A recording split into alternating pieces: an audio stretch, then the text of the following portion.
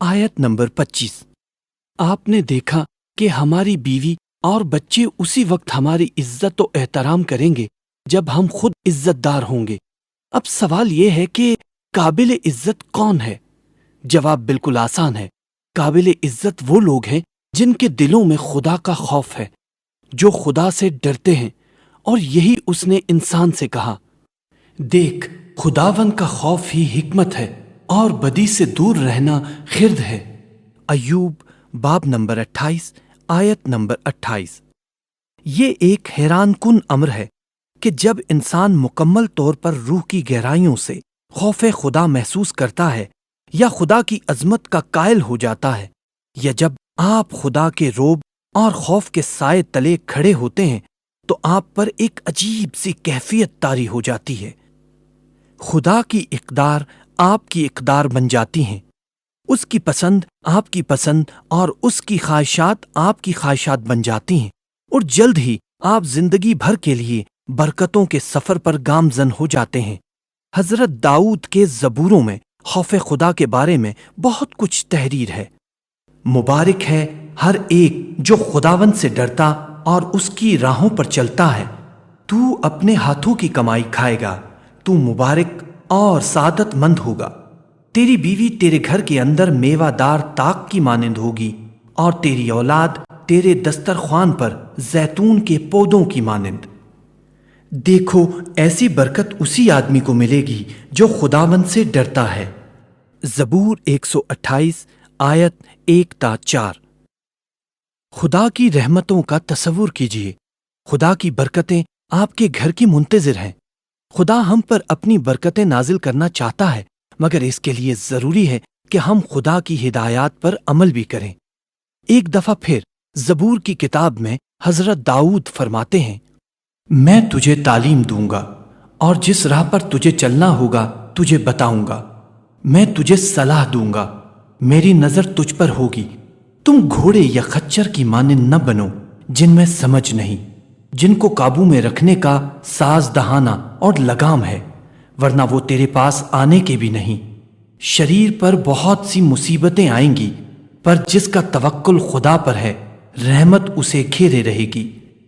زبور 32 آیت 8 تا 10۔ جب ہم خدا کے احکام کے مطابق چلتے ہیں تو عزت و احترام پاتے ہیں۔ ہم خدا کی تعظیم کے لیے پیدا کیے گئے ہیں، نہ کہ اپنی۔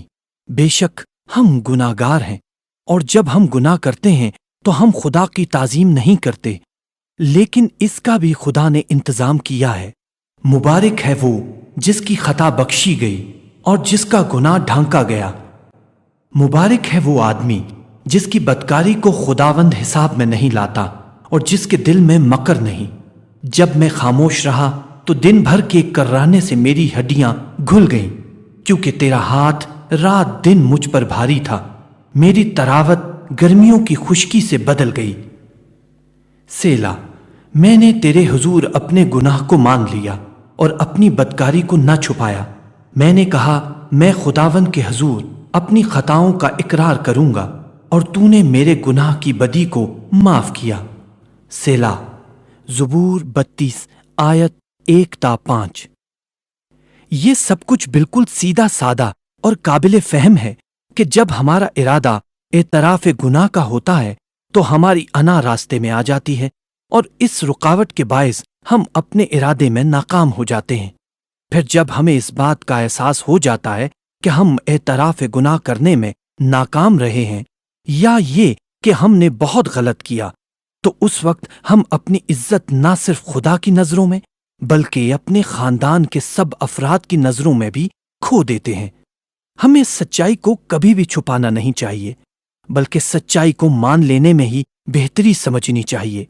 ہمیں سچائی تسلیم کرنے سے کبھی انکار نہیں کرنا چاہیے، کیونکہ اب ہمیں معلوم ہو چکا ہے کہ اس طرح نہ کرنے سے ہماری ہڈیاں ضعیف اور کمزور ہو جائیں گی، اور ہمارے گناہوں کی وجہ سے خدا کی بے حرمتی ہوگی، اس کی حکم عدولی اور نافرمانی ہوگی۔ حقیقت میں ہم صرف اس صورت میں عزت و توقیر کے حقدار ہیں جب ہم خدا کی عظمت کے قائل ہوں، اس کی برتری اور تعظیم کو تسلیم کریں، اس پر بھروسہ اور یقین رکھیں اور اس کی فرما برداری کرنے کو اپنے لیے باعث عزت و برکت سمجھیں۔ مجھے امید ہے کہ اب آپ نے محسوس کرنا اور جاننا شروع کر دیا ہوگا کہ اصل تعظیم اور سچی عزت انہی لوگوں کے لیے ہے جو خدا کو دل کی گہرائیوں سے تعظیم اور عزت دیتے ہیں اور سچے دل سے خدا کی فرما برداری کرتے ہیں۔ حضرت سلیمان ہمیں یاد دلاتے ہیں، انسان کی نظر میں اس کی سب روشیں پاک ہیں، لیکن خداوند روحوں کو جانچتا ہے۔ امثال باب 16 آیت نمبر 2۔ خدا کی نظروں میں انسانوں کی نیکوکاری اور پاکیزگی کا انحصار ان کی نیتوں پر ہے۔ انسان اپنے خیال کے مطابق تمام کام جائز اور مثبت کرتا ہے، اس کے تمام اقدامات نیکی اور تقدیس کے دائرے میں ہوتے ہیں، لیکن خدا انسان کے دل کے اندر جھانک کر دیکھ لیتا ہے کہ اس کی نیت کیا ہے۔ آپ نے ملاحظہ فرمایا کہ خدا ہماری ہر بات کو جانتا ہے، یہاں تک کہ وہ ہمارے دلوں میں موجزن جذبوں اور مرضی و مقصد کو بھی دیکھ لیتا ہے۔ اس کو معلوم ہوتا ہے کہ ہمارے کسی بھی عمل کے پس منظر کون سا محرک کار فرما ہے۔ اگر وہ عمل سچے دل سے نہیں ہے تو پھر جان لیں کہ ہم اپنے آپ کو بے وقوف بنا رہے ہیں۔